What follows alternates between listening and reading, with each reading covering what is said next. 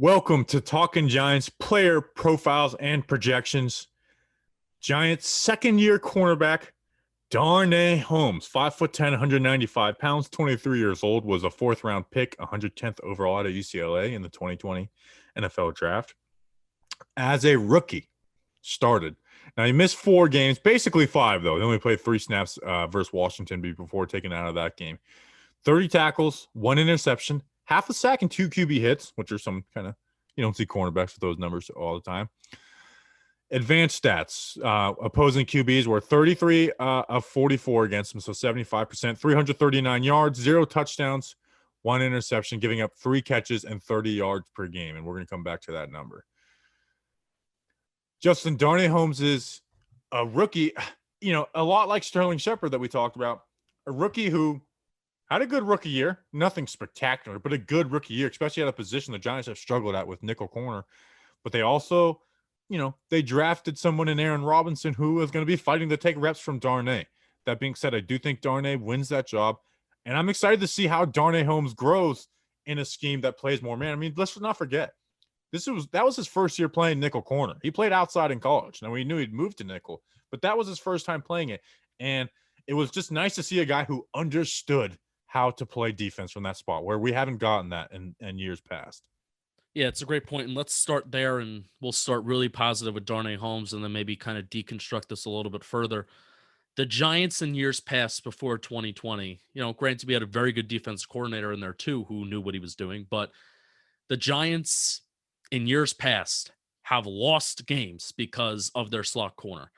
I still think, along with our wide receivers dropping the ball in 2016, losing Dominique Rodgers-Cromartie against the Aaron Rodgers-led Green Bay Packers and putting a Randall Cobb in the slot, who was like their best wide receiver at the time, that lost us that playoff game, that wild card playoff game, and along with dropping the ball. But ever since then, it has been a struggle to find who will our slot corner be. Maybe we have the outside corners figured out, but who the hell is our slot corner going to be? Because you would have very smart football teams and smart offensive minds saying, screw going against Janoris Jenkins, who's like somewhat of a good corner. Screw going up against these solid to decent outside corners. Let's just put our best wide receiver in the slot. And that killed the Giants game in and game out, especially in 2019, where it was just allowing explosive play after explosive play, especially coming from the slot and not having anybody that had any ball skills in the slot. And Darnay Holmes, I mean, I don't want to call him great, because he's not great, like Bobby said, but the fact that he came out rookie year and he was serviceable, the average depth of target was low, the yards per completion, it was about double that. They put him in a role where Darnay Holmes can be successful and not allow big plays. And that was Darnay Holmes' rookie year. And he was impressive while filling that role, not being asked to do a ton. Yeah, let's compare him to the 2019 corners. They gave up an extra catch and 16 more yards per game. Like, that doesn't sound like a lot, but that's a big deal. And they gave up 5 touchdowns. Darnay gave up 0. In fact, he was the only rookie to not give up a single touchdown. And it seemed like Darnay stepped up when he needed him. And I want to talk about some third down penalties a little bit, but we'll get into that in a second. And like, when you talk about those numbers, that includes better cornerback 1 play with James Bradbury and better cornerback 2 play with Isaac Yiadom. Now, Yiadom wasn't great, but it was better play than what they got in 2019. So you would think, okay, let's attack the rookie in the slot. And, an excuse for the 2019 corners as a whole is like, well, this team, they're young and they can't understand this James Bettcher defense. Well, guess what? Patrick Graham's defense was a lot more complicated. And when you watch Darnay Holmes play, this guy just doesn't make mental mistakes. There's times where he got beat, but he doesn't make mental mistakes where he doesn't understand a zone and blows a coverage. I know he wasn't asked a whole lot. He's playing the flats and the curls hooks and stuff like that. But it's when he played in man, he held zone. He understood coverages and how they work and where to move. And out of your nickel corner, that's half the battle is knowing what to do, what wide receiver to pick, how to pass stuff off. And he just looked very comfortable doing that as a rookie at a spot that might be the hardest to play as a rookie in the NFL. What spot I don't think there's any other position where a player could have a horrible rookie season and you're like, you know what, but year 2 he'll be better. Besides corner. Because even tackles, like Will Thomas, he started out bad, but he was good at the end of the year. QB isn't like that anymore. Corner is really the only spot where a guy can have a horrible rookie year. It's like there's still hope for him, though, going forward. Yeah. Not making any glaring mistakes. I think, especially if you're not a film buff, not making any glaring mistakes as a corner is key. And Darnay Holmes certainly did not make any of them last year. All right, Bobby, where do you want to go? Where do you want to go? Do you want Well, to talk since we're about his talking role? mistakes, let's talk about the penalties. I have something. Can I say something before you talk about the Say penalties? something. So he played 41% of the snaps, which isn't a ton. And then maybe you kind of look at the catches that he allowed and the targets. It's like, oh, that's a lot. Maybe if you give him a few extra snaps and you put that maybe on like a 16 game rate or a full season rate, maybe that's a decent amount. But I'm not concerned about that. I'm not looking at that. I'm remembering my talking points during the season when Darnay Holmes was not in the lineup. And this sometimes tells you the value of a player. When Darnay Holmes was not in the lineup, I think our defense looked drastically different, especially the 3 games, the second slate of games which he missed in the 2020 season, the games against Arizona, Cleveland, and Baltimore. The Giants defense had a extra problem of not getting off the field on third down. And when Darnay Holmes, when you take him out of the lineup, that means that Logan Ryan needs to do things different. That means Jabril Peppers needs to do things different. And that takes away from their versatility to what they can do at safety. And it would take away what Xavier McKinney can do, if he, when he was there in Baltimore. So it takes away what he can do as well. So you saw when Darnay Holmes was not on the field last year, which again, I think it kind of describes the value of a player, what a group looks like when you remove a player. The defense did look a lot different when Darnay Holmes was not on the field, and there was a noticeable difference in the roles that everybody else had to play.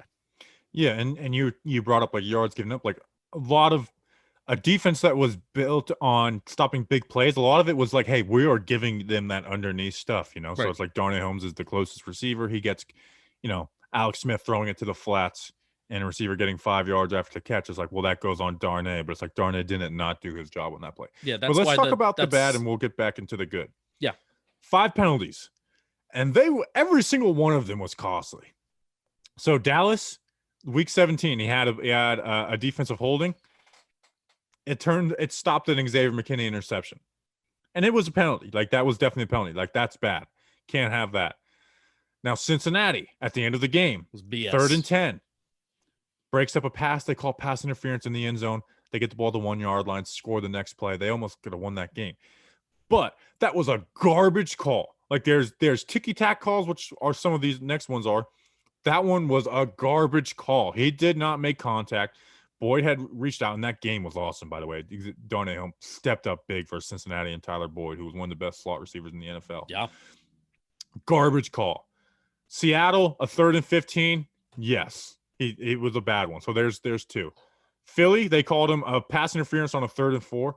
It was a bad call. It was a bad call. Go back and look at it. It was a bad call. And then versus San Francisco, a 3rd and 22. They're playing zone, and they're running like a 4 verse with the drag underneath. And at 6 yards, now remember, you're allowed to make contact at 5 yards. At 6 yards, he bumps the receiver. Doesn't grab him, bumps the receiver, and they call that. Like, I'm sorry, I'm not mad at him for that. Like, I'm mad at the refs being like, dude, it's 3rd and 22. And a guy bumps the receiver at 6 yards, and they clearly weren't going to that receiver either. It was verts, clear out, get a drag underneath. Maybe we'll get yak. Probably not. Let's gain some yards on the punt. Yeah. So 3 out of the 5 were bad calls. 2 of them were bad. So now at the same time, as a corner in the NFL, you do have to learn to deal with bad calls because they're going to happen every single year. Yeah. Bad calls. And the Giants defense, can we move to this where Giants defense, I think Patrick Graham is going to try to change his philosophy this year. And where Darnay Holmes is kind of at a weak spot is that he's primarily a zone coverage corner. At least he was last year. And the Giants defense in general was primarily zone coverage. I mean, the Giants ran some sort of man coverage less than 35% of the time last year, which was second least in the NFL. And they ran cover 3 at like the second or the third highest rate in the National Football League. Yeah, so the nickel corner didn't have, like, in cover 3, the nickel corner doesn't have much. Let's cover the outside flats. Yeah, and Um, and covering the outside flats means, you're covering those checkdowns, and I think that's the reason why Darnay Holmes, while I think he was pretty physical for his size, that's also why he had the highest missed tackle rate on the team as well. So right. Um, but let's talk about him, man. Like I thought he did all right when now he wasn't called on a lot, but man, like sometimes he would lose the receiver a little bit at the stem, which is kind of expected, especially for a rookie. But he recovers extremely well. Like his ability to if he loses a step, like he gains that step back, whether it's a dig down the field or a drag where they run a pick route or something like that. In zone, he could be a little more aggressive underneath. Like when he's playing the curls, the hooks, the flats, he could be a little more aggressive underneath. But at the same time, the defense was built on stopping big plays and forcing them to try and kill us by 1,000 wounds. And most teams aren't willing to do that for an entire game. But at the same time, it's like he was a rookie, so he has things to get better at. Like the fact that his rookie season wasn't a disaster at corner is like it's like I'm very like we haven't had that kind of like trust at the slot corner. Now maybe Aaron Robinson comes in and balls out and beats him, which let them battle. But like I feel if Aaron Robinson is never drafted, I feel really good about Darnay for 2021. yeah, I'm trying to even pull up Darnay Holmes' snap share, and I'm looking at his game log in terms of when he returned from his first injury because he missed the game against Washington and then he missed the first game against Philly. 70%, 87%, 66%, 71%, 78%. Before he, was inactive for 3 straight games, and then he came back against Dallas the last week, and maybe he wasn't really fully ready to come back. And, Xavier McKinney was there. Before he had missed his second boatload of games in 2020, he was a starter. He was getting, his lowest snap share was 66% of the snaps, 2 out of Yeah. every 3 plays. So he was relied upon and he was important. And I think the short area quickness, you really saw that in play as well. I mean, I think that's where he's really good. Bobby talked about his recoverability. I think it's because of his good short area quickness. But now I guess we can kind of end it with this, Bobby. Where do we see him? Maybe not snap share wise, but how do we see Holmes and Robinson kind of this playing out this year? Well, Because let's just save that for the camp battle episode. let's But at save long it. story short, I think Darnay will be the winner. Darnay will be the We're winner. doing the camp battle tomorrow, so We were ultra conservative with Darnay last year in terms because I think we're just shell shocked by a bunch of corners that the rookie Giants corners are scary. drafted. Yeah, I'm done with the philosophy of drafting corners at least in the first 2 rounds. And I think Darnay was a third round pick, fourth round pick. So I guess that's fine. But corners that we put a lot of faith and trust in, I'm kind of done because as the Giants fan base, I feel like we just have the PTSD of Baker allowing big plays and Eli Apple being grabby and his mother being a psychopath and so I don't even. Sam Beal's not even a real person. But we were conservative with Holmes last year, and he kind of proved us wrong. And I'm very glad he proved us wrong. Yep. Darnay Holmes, cornerback, go out and prove the doubters and the haters wrong. And he's a great panderer to Giants fans. He came on the show. See these nuts? All right. That's Darnay Holmes. Let's go big. See you on the next one. Let's go big blue.